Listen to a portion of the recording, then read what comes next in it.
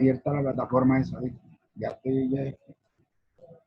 Ah, bueno, conéctate porque necesito hacer una prueba de sonido ahí porque creo que yo estoy sin sonido del computador y voy a tener que escuchar desde el celular y mirar desde el computador.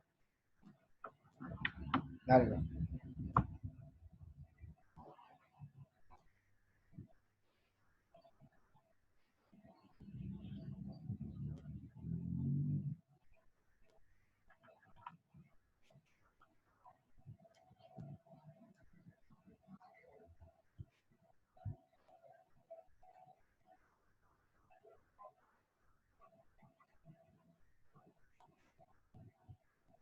Nació en Ciénaga, Magdalena, perdón, él nació en Barranquilla.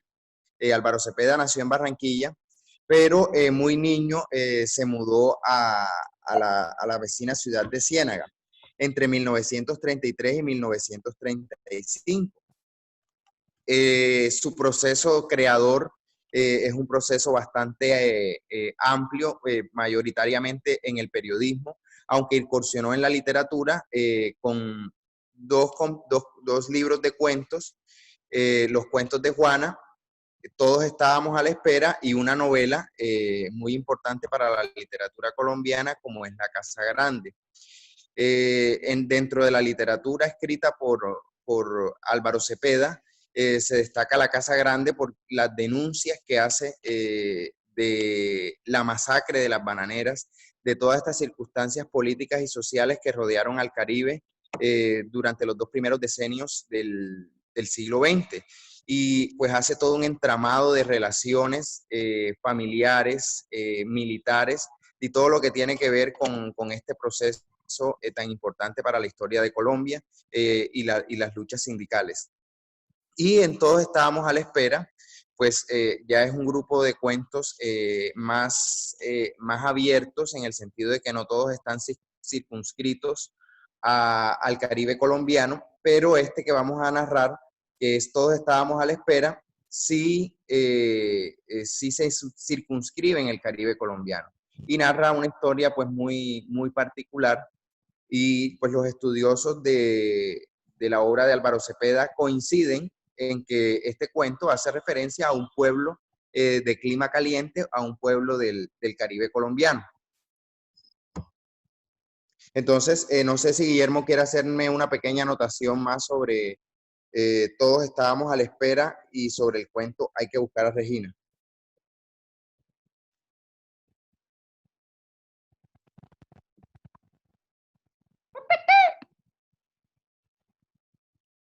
Señor Guillermo debe abrir su micrófono.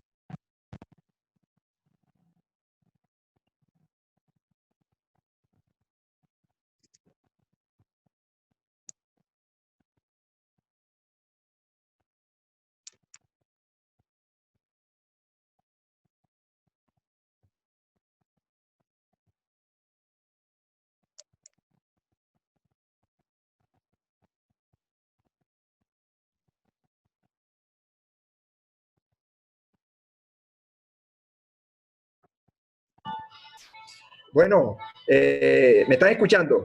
Sí, sí, perfecto. Sí.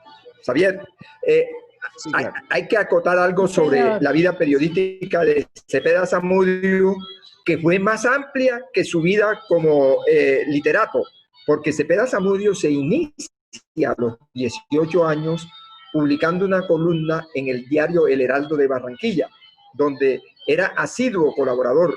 También hay que destacar que fue director del periódico El Nacional. El Nacional fue un vespertino amarillista de la familia Davis Echandía, que existió en la ciudad de Barranquilla. Más tarde, cuando Julio Mario Santo Domingo compra el Diario del Caribe, el Diario del Caribe, le dice a Cepeda Zamudio, nene, porque a Cepeda en Barranquilla lo conocían como el nene Cepeda, le dice, nene, aquí tienes este periódico para que lo dirijas y hagas en él lo que te dé la gana. Estuvo de director de Diario del Caribe hasta pocos días antes de fallecer en la ciudad de Nueva York, porque Cepeda Zamudio nace en Barranquilla en el mes de marzo de 1972, a los 42 años de nacido. mi amistad con Germán Vargas Cantillo, quien fue mi maestro y mi director de tesis de grado, me llegó a conocer mucho de la vida de Cepeda, y el maestro una vez me dijo que ellos consideraban dentro del Grupo Barranquilla a Cepeda como más grande escritor que el mismo García Márquez. Y García Márquez precisamente reconoce en un comentario que a ustedes se les envió que el mejor libro de cuentos que se había escrito en esa época era Todos estábamos a la espera. Todos estábamos a la espera, escrito por Álvaro Cepeda Zamudio. De Cepeda hay que hablar también como cineasta. Cepeda, la primera película, el primer cortometraje que se grabó en Colombia, lo hizo Álvaro Cepeda Zamudio con sus amigos del Grupo Barranquilla y se llamó La Langosta Azul, que estuvo en el anonimato durante mucho tiempo hasta que su esposa, doña Teresa Manotas de Cepeda, la encontró, se reeditó, se le hicieron algunos ajustes y pudo darse a conocer La Langosta Azul, donde Cepeda y García Márquez fungían como directores y a la vez como actores. También estaba el maestro Grau de Cartagena y otras personas que Cepeda había invitado. Azul. Cepeda fue grande en la literatura.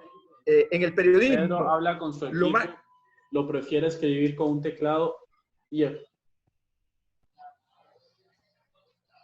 Cepeda, en su vida periodística, uno de sus más grandes trabajos fue el reportaje que hizo a Garrincha, un futbolista grande del Brasil que vino a jugar al Junior en el año de 1968. Y Cepeda Zamudio le hace un reportaje que más tarde se convierte en material de consulta en todas las facultades de periodismo y comunicación social del mundo, porque está considerado uno de los mejores reportajes que se ha hecho en la historia, no solamente del periodismo nacional, sino del periodismo universal.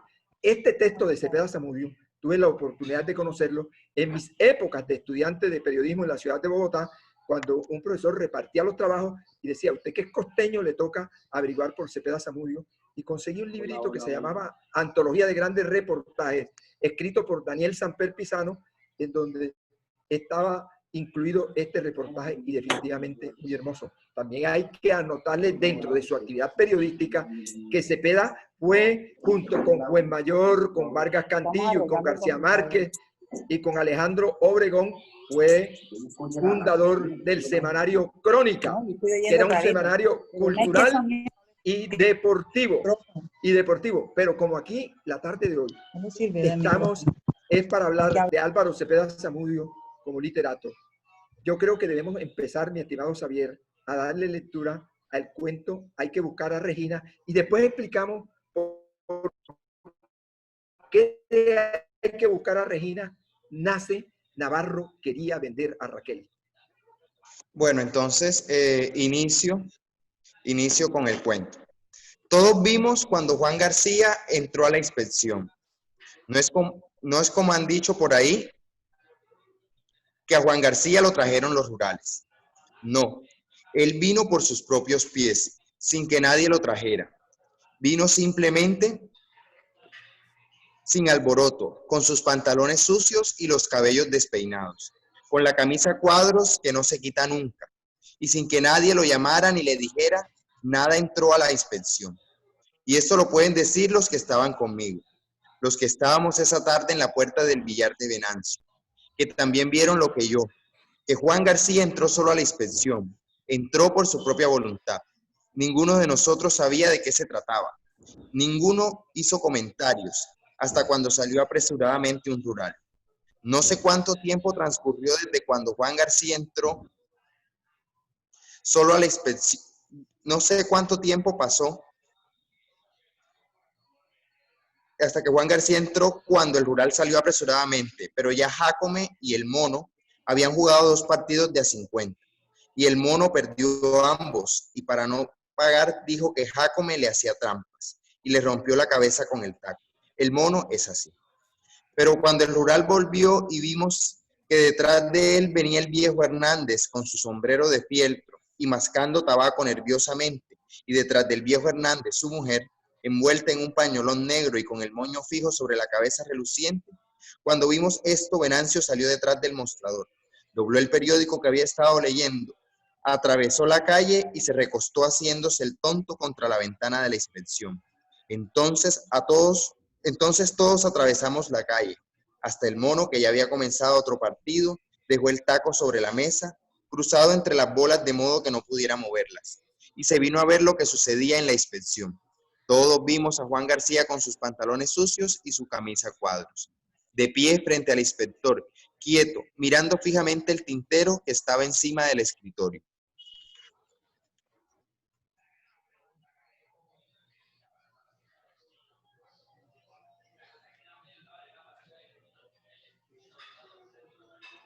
Continúas tú, Guillermo.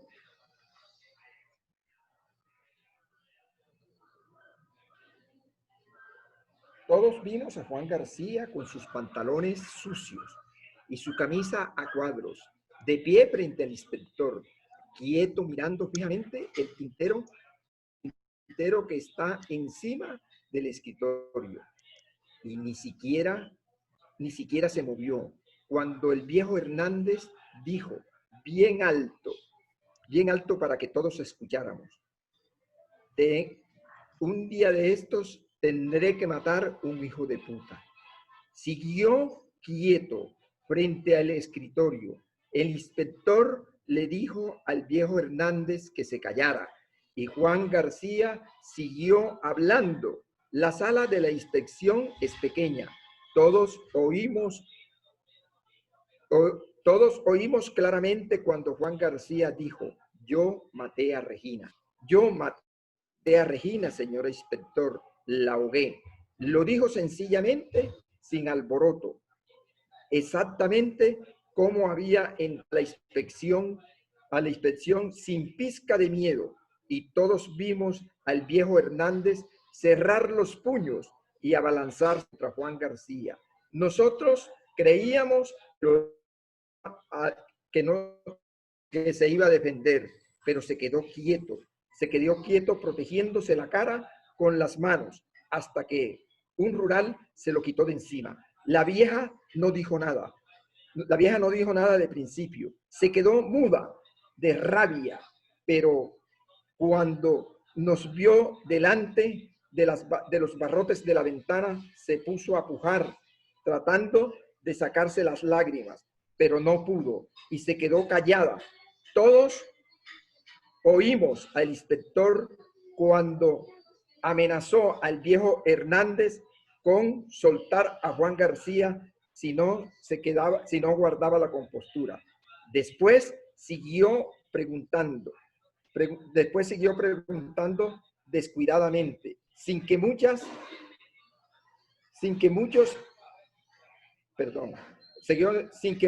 intereses, pues seguía preguntando descuidadamente, sin mucho interés.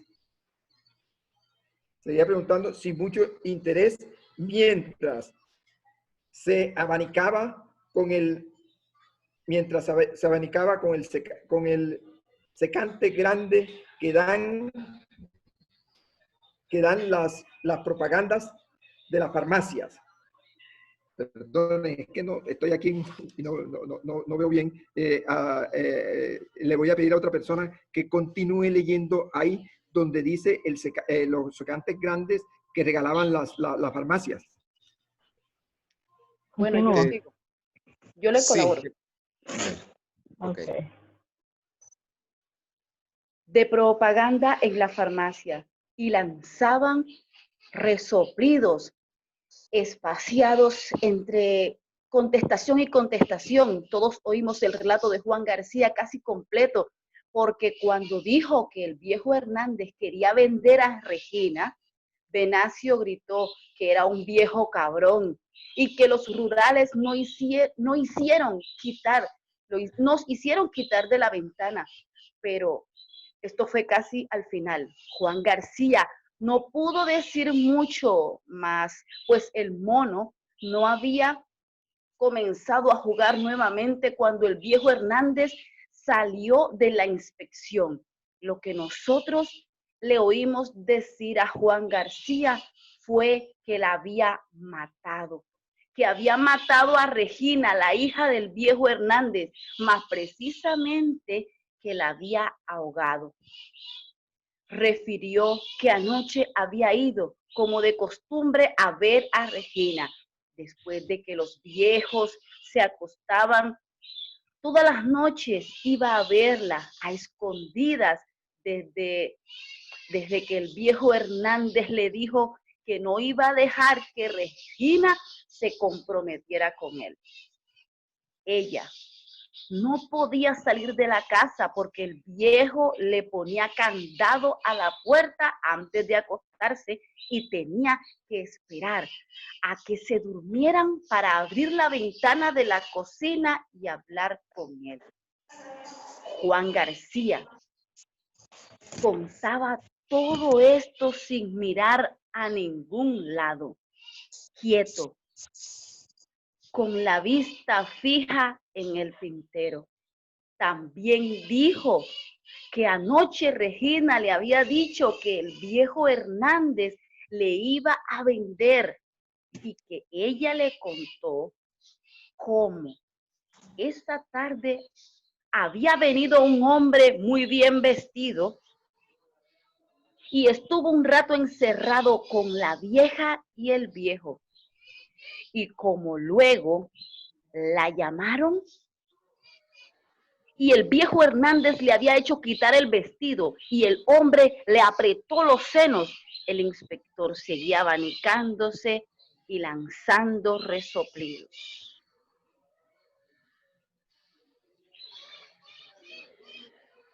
¿Quién más continúa? Ok.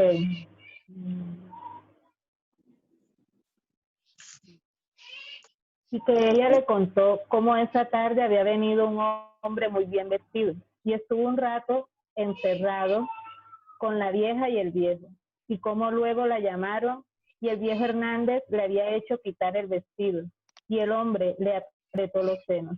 El inspector seguía abanicándose y lanzando resoplidos. Cuando Juan ¿Me escuchan, por favor? ¿Alguien me escucha? Juan García Sí. dijo esto, Sí. ¿Ah? todos miramos a los viejos Hernández, pero estos no se movieron. El viejo buscaba un lugar para escupir.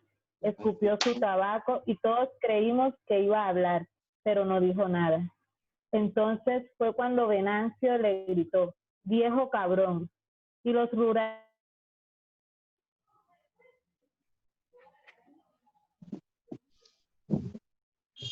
La lectura del cuento. Me escribieron. A ti te están viendo. Lo que pasa es que tú quieres que te hablen y están leyendo. A ver, vamos a seguir escuchando. Así es. Termina.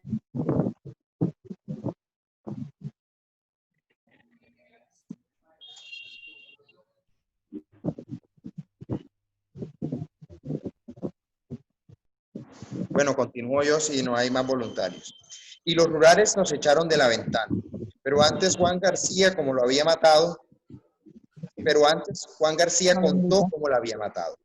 Sin enterarse en lo más mínimo, como quien cuenta un suceso natural, siempre mirando al tintero, contó que se había pasado toda la noche hablando con Regina, esperando que el viejo abriera la puerta por favor, para que ella pudiera salir. Se habían puesto de acuerdo en que ella echaría a correr hacia la quebrada. En cuanto el viejo quitara el candado, que allí estaría él esperándola. Y así lo hizo. Pero después de haber caminado quebrada abajo hasta que el sol quemaba fuerte, no dijo cuánto tiempo caminaron. Se dio cuenta de que no tenían dónde ir, que no podía volver a vivir en su casa, pues el viejo Hernández era capaz de matarlo y llevarse a Regina otra vez. Entonces fue cuando la metió en la quebrada y la ahogó. Y cuando el inspector le preguntó el sitio exacto donde la había ahogado, Juan García no dijo ni una palabra. Es verdad que el inspector no insistió mucho, pero Juan García se negó a hablar. Entonces todos vimos que el viejo Hernández sonreía y se movió inquieto. Después fue cuando Juan García dijo lo de la venta y los rurales nos echaron. Venancio no quería quitarse de la ventana. Al fin se volvió y cruzó la calle, y mientras alzaba la tapa del mostrador dijo en voz baja: ese no ha matado a Regina, ese no mata a nadie. Debe tenerla escondida en alguna parte, y apuesto a que todavía no se ha acostado con ella. A lo mejor se mete en un lío por querer hacer las cosas legalmente. El mono apenas había levantado el taco cuando los viejos Hernández salieron casi corriendo de la inspección. Los que estaban dentro del billar no oyeron al viejo cuando le dijo a su mujer: hay que buscar a Regina. Pero yo sí lo oí y miré a Venancio, que había vuelto a abrir su periódico, y me pregunté por milésima vez: ¿por qué sabe tanto Venancio? Finaliza así el cuento, hay que buscar a Regina. Bueno, una consideración especial. Vemos que el cuento se desarrolla en un pueblo pequeño, porque no es un pueblo que tiene un juzgado como... no es un pueblo que tiene un juzgado como todas las ciudades o pueblos grandes, sino es una inspección, y se refiere a los rurales, que era una especie de policía que existía en los años 50, 40, que es la época en la que se ambienta el cuento, en Colombia, en la obra de Cepeda Zamudio. Bueno, voy a compartir brevemente mis consideraciones. Es un cuento que relata la cotidianidad del Caribe. El cuento se enlaza con una mujer que desaparece, no misteriosamente, sino vemos que como huyendo de su padre, que tenía un plan con ella. Vemos cómo en el pasado los matrimonios, o cómo el padre de familia disponía en todo sentido de la vida de la mujer. Y vemos cómo el escenario del pueblo es el protagonista de la obra. Vemos que se desarrolla entre una partida de billar, entre una partida en la plaza del pueblo, y esto es lo que nos va marcando los tiempos. Unos chismosos, en los pueblos pues hay siempre personas chismosas, y pues pensemos un poco en la década en la que se escribe el cuento. No existía televisión en Colombia, solo existía la radio, y el cuento pues se ambienta en este tiempo. ¿Qué sucede con Regina? No sé qué nos puede contar nuestro amigo Guillermo Márquez sobre esto, y ya cómo fue el proceso de creación de la obra. Hay que vender a Raquel. Navarro quería vender a Raquel. Bueno, mi estimado Xavier, Navarro tenía que vender a Raquel. Tiene mucho parecido, hay que buscar a Regina. Pero como lo decías tú, en esos pueblos, en esa época, esos pueblos del Caribe colombiano, era un pueblo pequeño donde prácticamente un corregimiento, donde había una inspección de policía. Y nosotros, cuando armamos el libreto, de ahí que Navarro quería vender a Raquel, lo vamos a sacar de un lugar pequeño y lo llevamos a una población más grande, por allá de la década de los años 40, años 40 al 50 y pico, por ahí 57, y lo situamos en Sabana Larga. Lo situamos en Sabana Larga, ya con un juzgado, que Juan Cabarcas, que en Raquel se llama Juan Navarro, Juan Cabarcas, perdón, no Juan García, sino Juan Cabarcas, llega a la inspección de policía voluntariamente a entregarse al juez. Pero antes de esto suceden unos acontecimientos que no están retratados en el cuento de Cepeda Zamudio, y que todo corrió por cuenta de nuestra imaginación, que es precisamente cuando la obra inicia. Raquel sale bailando cumbia, porque la ponemos como si ella fuera una cumbiambera, que ese día precisamente iba a salir, pero ya todo estaba premeditado, que ella se iba a jugar ese día con Juan Cabarcas. Y cuando ella sale, que se pone a bailar, llega su madre, que está también con nosotros aquí, la actriz que representa, que encarna el papel de Cándida Arregocés, y llega su madre y la sorprende bailando, y le dice que le apague el volumen, que le baje el volumen a la radio o que lo apague. Entonces ella empieza a contarle, le dice que por qué, y ella le dice no. Ahí empieza una discusión, y ella le dice que se está preparando porque va para el Festival Folclórico de Ibagué con una cumbiambia. Le dice que no va a ninguna parte. Entonces se viene el desenlace donde ella le dice que quien no quiere que en el pueblo sepan el tipo de negocio que ella tiene, que ella y su padre tienen en compañía de Brígida Manotas, que es un personaje que nosotros metemos en el libreto que se escribió para llevar esto al teatro. Brígida Manotas, que era la madrina y que era el especie de enlace entre Encarnación de la Santísima Trinidad Navarro y Guarán, Cándida Arregocés, con el comprador, la persona que iba a comprar a Raquel, que es Anselmo, que no tiene vida en la obra, pero que vamos a ver cómo hacemos para futuras presentaciones, mostrarle a la gente Anselmo, sepan quién era Anselmo. Pero cuando ella se entera de esto, ella esa noche se lo cuenta a Juan Cabarca, porque ella, cuando la llevan a donde Anselmo, que los padres la hacen desnudar, Anselmo le pellizca los pezones de los senos y le agarra las nalgas. Entonces ella le cuenta todo eso a Juan Cabarca. Al día siguiente ella esperaba a las 8 de la mañana, pero lo que no contaba ella era que Navarro se va a ir desde temprano para la capital a recibir el anticipo por la venta de Raquel, el 50%. Y cuando ella se empieza a discutir con la mamá todas las mañanas, como costumbre de todas las mujeres del Caribe colombiano, de levantarse a barrer el frente de la casa, ella se levantó a barrer el frente de la casa y abrió la puerta de la calle, y es donde Raquel aprovecha y se escapa. Cuando Navarro llega de la ciudad, que se entera de lo que pasó, arremete contra Cándida e intenta reventarle la cabeza con el báculo en el cual él se apoyaba, y que Gabriela nos puede ayudar a seguir contando parte de la historia de Navarro quería vender a Raquel. Antes que intervenga Gabriela, señor Guillermo, ¿qué pasa con Regina? Es decir, vemos que aquí el cuento pareciera que quedara como incompleto, si la mató o no la mató. ¿Qué interpretación se le puede dar a esto? No la mata.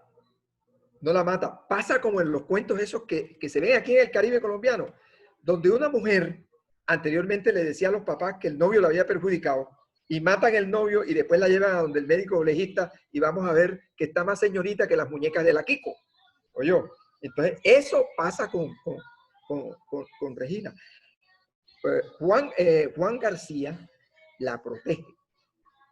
La protege tanto que no quiere que el viejo la encuentre, porque él sabe que si el viejo la encuentra, la va a vender. Se la va a vender a Anselmo, a ese tipo potentado que había venido de la ciudad, y que aquí se tipifican dos cosas. La trata de blanca, porque aquí hay trata de blanca, la venta de personas. Entonces, eso sería un delito por el cual el inspector, cuando esto se descubrió, debió encarcelar al papá a Navarro. A Navarro, exacto. Ha debido encarcelarlo, pero no lo hizo. No lo hizo. El juez no lo hizo. El juez debió encarcelarlo, y ahí ha podido evitar una desgracia que no sucede en el cuento de Cepeda Zamudio, pero sí sucede en el libreto escrito por mi persona, donde el viejo mata a Juan Cabarcas, no porque se haya secuestrado, se haya llevado a Raquel, no porque entre comillas la haya perjudicado, sino porque se la lleva y se le cae el negocio que él tenía con Anselmo y va a perder la plata. Él lo que le interesaba era la plata, porque en la obra también se habla de que él tenía 2 hijas de su primer matrimonio y las vendió, las cambió a unos contrabandistas de whisky, que es ahí donde Rosendo, el Rosendo Géneco, que sería acá el personaje chismoso, Rosendo Géneco, se enfrenta al viejo y hasta pelea. El viejo cuando se entera. Ok, entonces el cuento es una denuncia a esas malas prácticas. A esas malas prácticas, claro. Ok.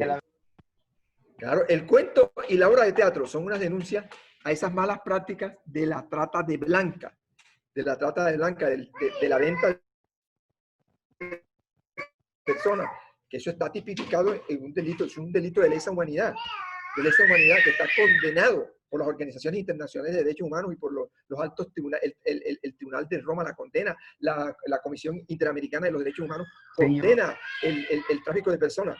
Señor Márquez, pero en el tiempo en que fue escrita la obra, eh, es algo parte de una ficción, una realidad, y si es parte de la realidad, en ese momento no existen unas leyes como las que hay ahorita con relación a la trata de personas, a la vida y esas cositas, ¿no? Lo que pasa es que Cepeda Zamudio, cuando escribe estos cuentos, él no los escribe aquí en Colombia, él los escribió en Estados Unidos, porque todos estábamos a la espera. Fue unos cuentos que escribió Cepeda Zamudio en Estados Unidos, que duraron perdidos mucho tiempo en la guantera de su vehículo, porque decía mi maestro Germán Vargas Cantillo que ellos consideraban que la persona más desordenada del mundo era Álvaro Cepeda, y había dejado los cuentos escondidos en su... Y ellos tuvieron que recorrer toda la costa buscando a la persona que había comprado el carro para que esa persona les entregó los borradores, recuperan ellos los borradores, le dicen a él, y es cuando este libro se publica, y que García Márquez lo consideró el mejor libro de cuentos que se había publicado en Colombia en esa época. Entonces, es ficción.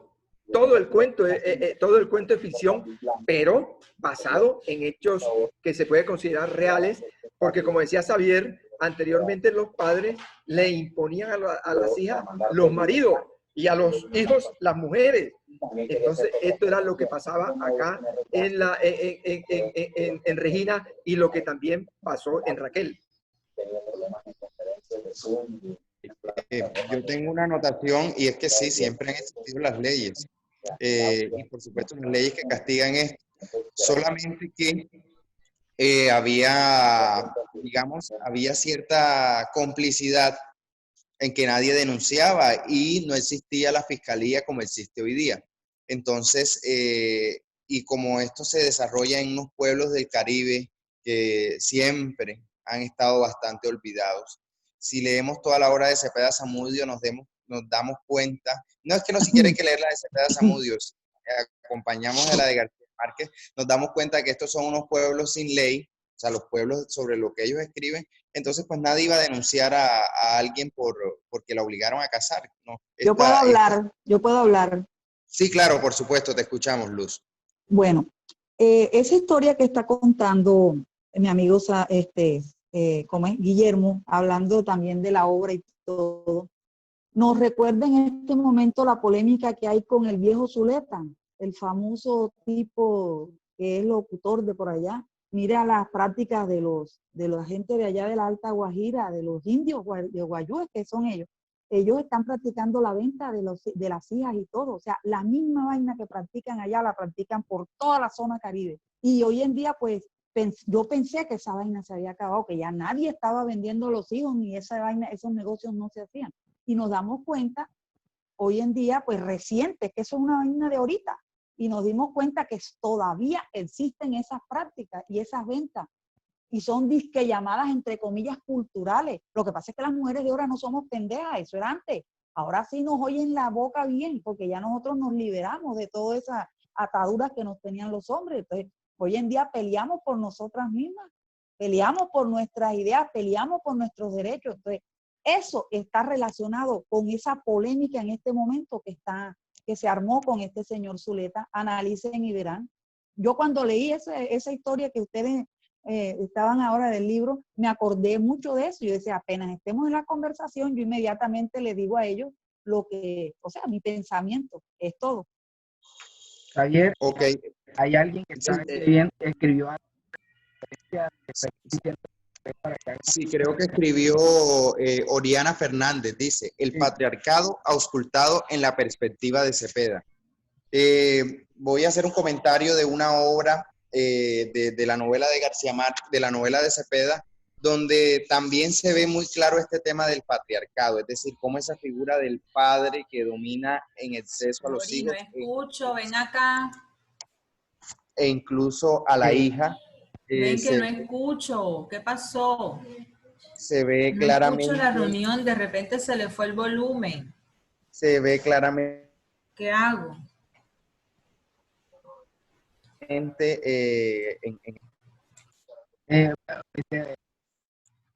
momentico, señora Oriana, ¿está escuchando? Señora Oriana. Allá.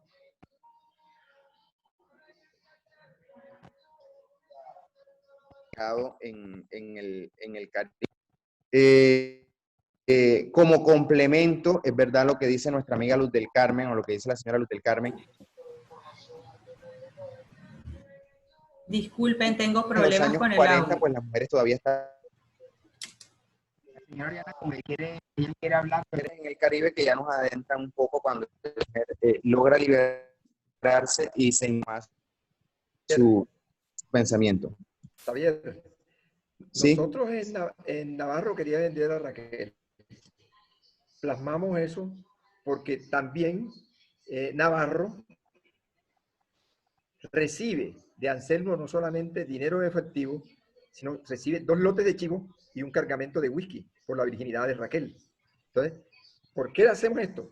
Precisamente por lo que se ha vivido en la región Caribe durante muchas etapas de la vida, que afortunadamente, como decía Luz del Carmen, ya gracias a Dios estamos saliendo de esto. la señora Oriana, sí, ella quiere participar porque está con problemas de audio, escucha o todavía no. Señora Oriana.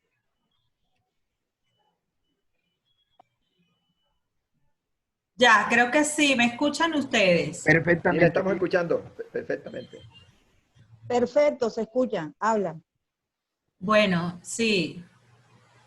Bueno, muchísimas gracias. Buenas tardes a todos. Interesante por esta tertulia de esta manera. Quería hacer un aporte con respecto a las opiniones que ustedes tienen y también con base a lecturas previas de de Cepeda Zamudio.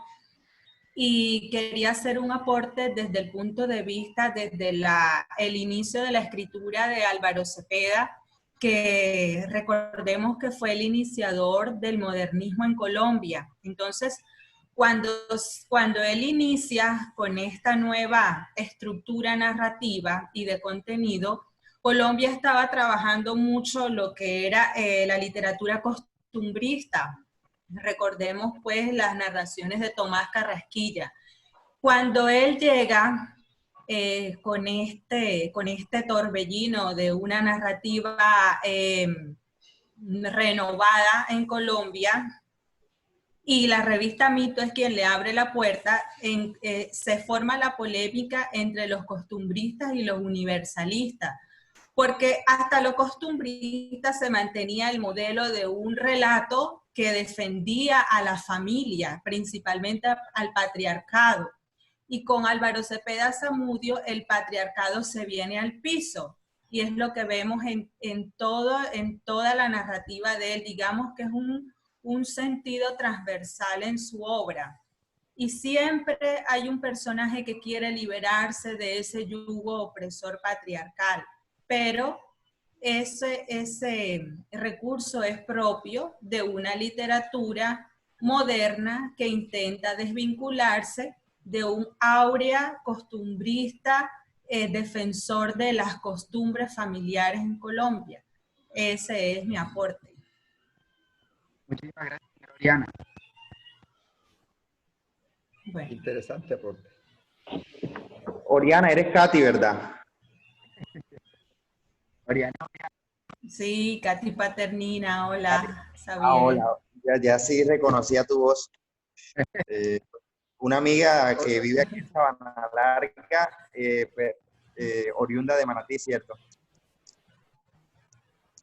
Así es. Xavier, también hay que mirar a Cepeda Zamudio desde el punto de vista periodístico sobre sus análisis políticos que hacía. Cepeda Zamudio fue tan irreverente que se enfrentó al expresidente Carlos Lleras Restrepo desde las páginas de Diario del Caribe de la ciudad de Barranquilla. Correcto. Y ya para limar asperezas, el presidente Lleras lo invita a él al Jockey Club. Y Cepeda Zamudio se va con su camisa blanca, cuello en B, su pantalón de lino blanco, sus alpargatas, su pelo enrizado y su tabaco habano, que nunca lo abandonaba, y sus estruendosas carcajadas.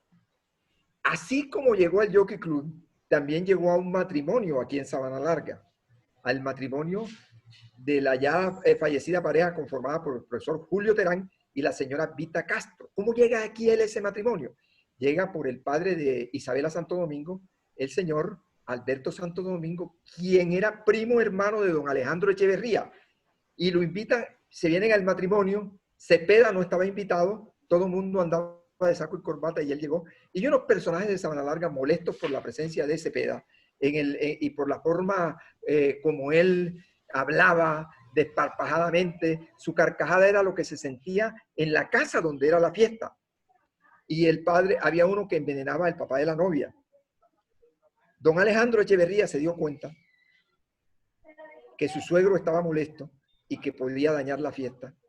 Y se acercó a donde el doctor Hernán Verdugo, que estaba en la fiesta, y le dijo: Hernán, háblate con Juancho, que quiere pegarle a Álvaro, que vino con mi primo. Y el doctor Verdugo se paró y llamó a don Juan Castro y dijo: Juan, ven acá, ¿qué es lo que te pasa a ti? No, que ese Cabellón no está invitado aquí. El doctor Verdugo le dijo: oye, ven acá, ¿tú sabes quién es ese Cabellón? No, ¿qué voy a saber? Debe ser un hippie. Entonces el doctor Verdugo: ni hippie ni nada. Ese hombre que está sentado aquí en este matrimonio es más importante que todos nosotros juntos. Ese hombre es el director del Diario del Caribe. Ese hombre fue el que inventó el eslogan de Águila sin igual y siempre igual. El que crió el eslogan de costeña o costeñita, tan buena la grande como la chiquita. Cuando don Juan Castro se dio cuenta ante qué personaje estaba, llegó y le dijo al amigo que le estaba, dijo: deja de me estar metiendo casquillo, que este man que está aquí es más importante que todos nosotros. Y yo me he perdido de la conversación de él y me voy a sentar aquí a escucharlo. Una de las pocas veces que Cepeda Zamudio visitó el municipio de Sabana Larga. Vino a una fiesta, a un matrimonio, al cual él no estaba invitado.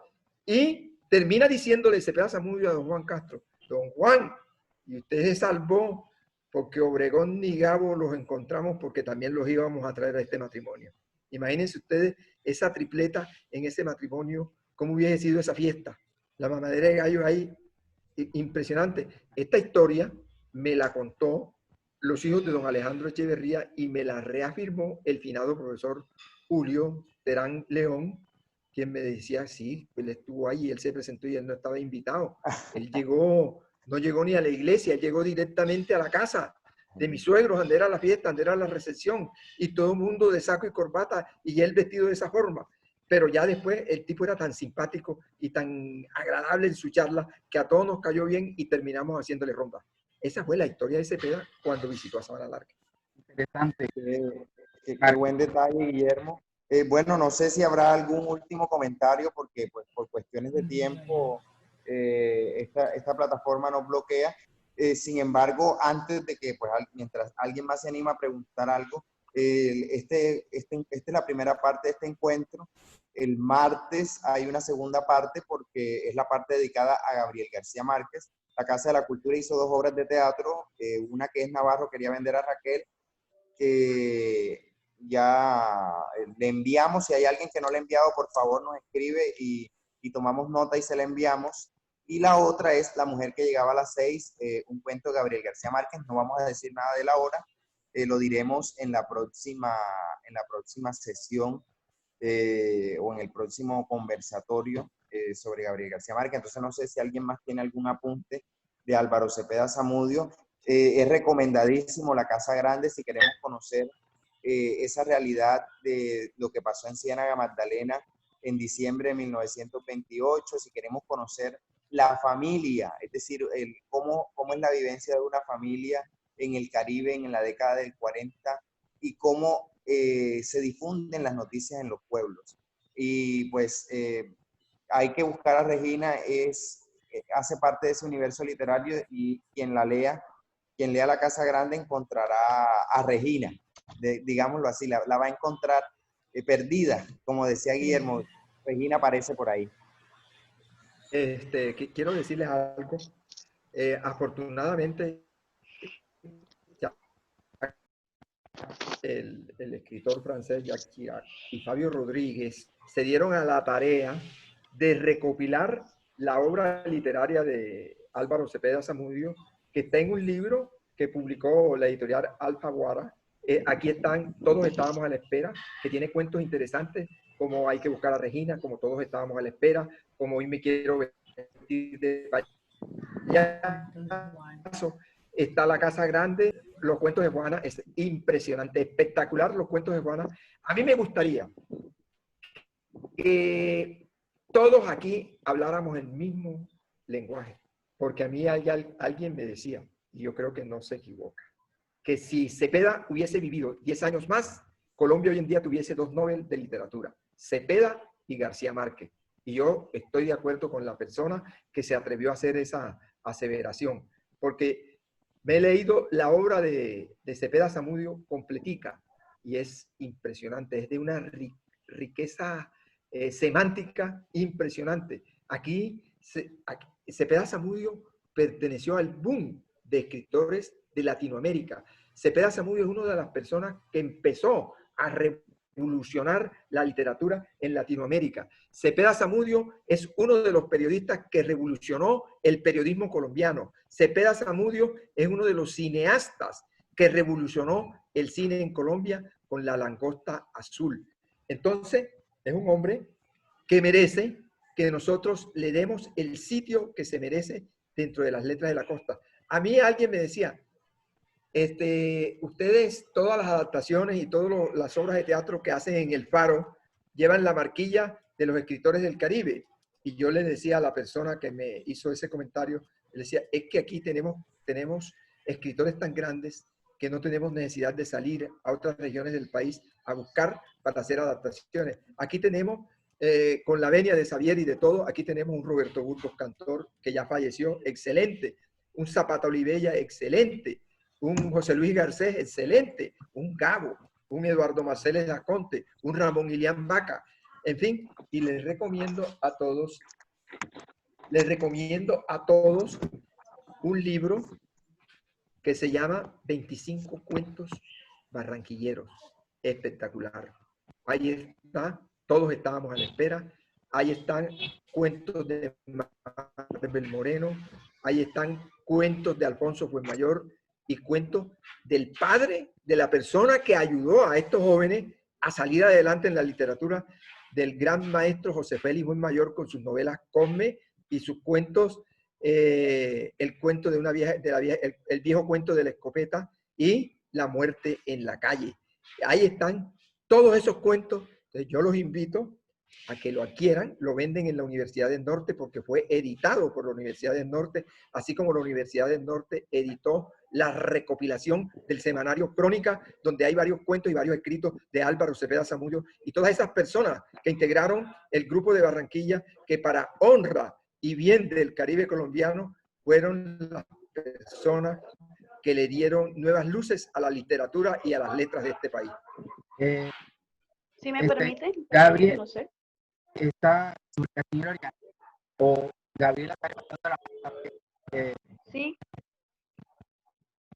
Bueno, Gabriela y la señora Oriana está hablando también. Pero ahorita va a hablar entonces Gabriela primero. ¿Listo?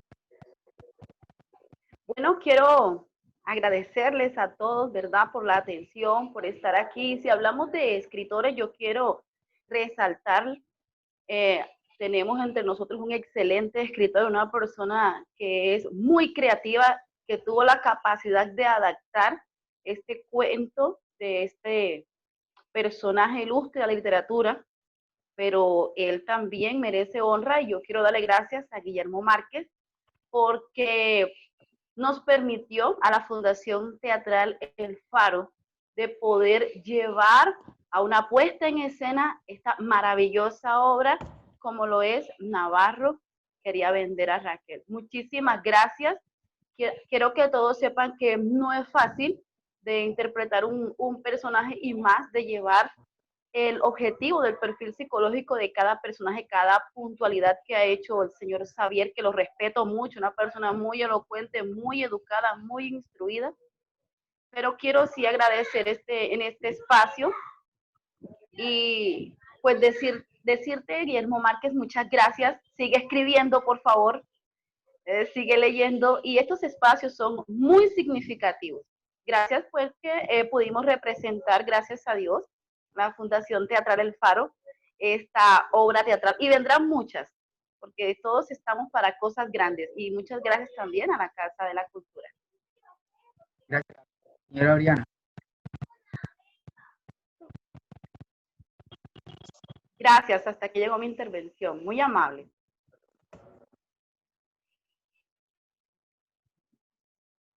Bueno, no sé, yo creo que podemos ya dar por finalizado. ¿Hay algún otro último comentario? Xavier, ¿Sí? como presidente de la Casa de la Cultura y como miembro integrante de la Fundación Teatral El Faro, yo quiero darle las gracias a la Casa de la Cultura del municipio de Sabana Larga, como le decía la licenciada Gabriela Guzmán, por habernos brindado la oportunidad. Esta es la segunda semana de teatro en la cual El Faro se hace presente y, como decía ella, tenemos otros libretos que ya los compañeros de la Fundación El Faro los conocen y saben que son obras de teatro que van a dar mucho de qué hablar en el municipio de Sabana Larga, no solamente en el municipio de Sabana Larga, sino en todo el Caribe colombiano y, por qué no, a nivel nacional.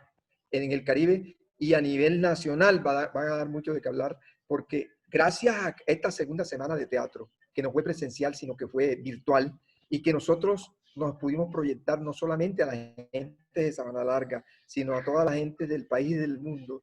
Ya hemos recibido llamadas. Yo le decía hoy a Gabriela esta mañana cuando hablaba por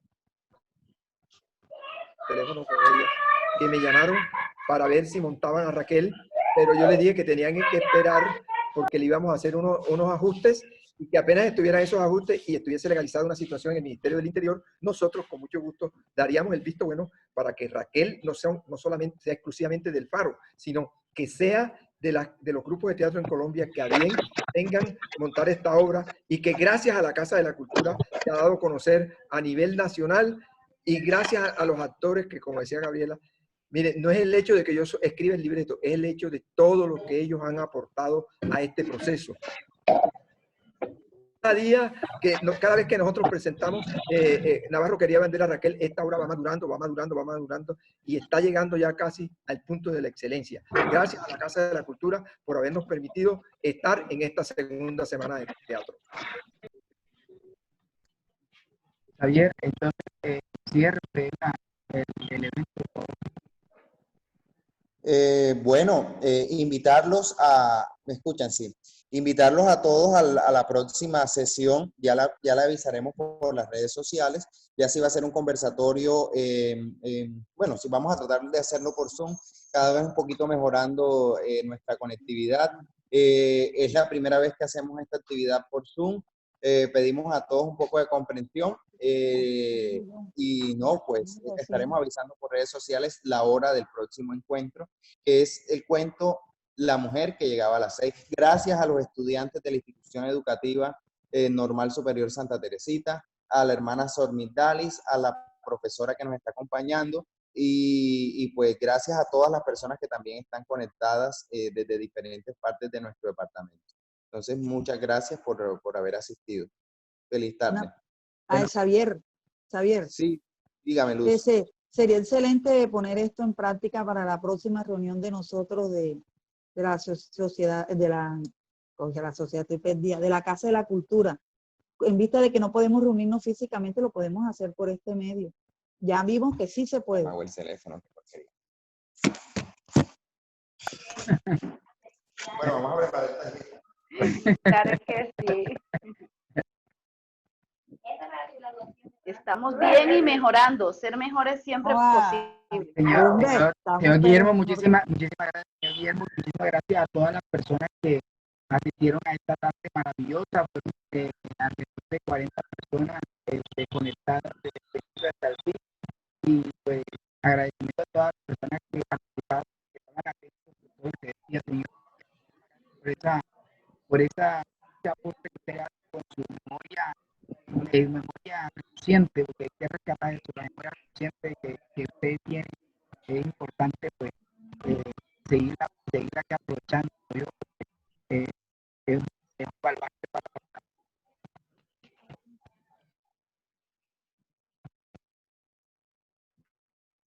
después.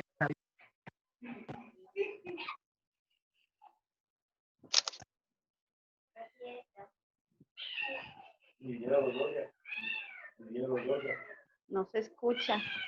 Bueno, no, Xavier como que se fue. ¿Hay alguien Señor Vladimir. Señor Guillermo, para cerrar, entonces cerramos este momento especial para todos. ¿Listo? Javier no se llama el celular. Muchísimas gracias a todos por estar y sabiendo que estaremos conectados para el próximo encuentro. Muchísimas gracias a todos. Quiero decir algo antes de cerrar.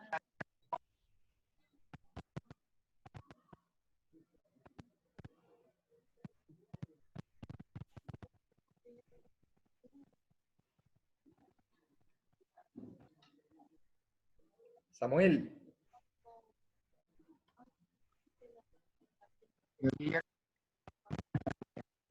Bueno, pues a todos muchísimas gracias por este momento. Ok, muchas gracias.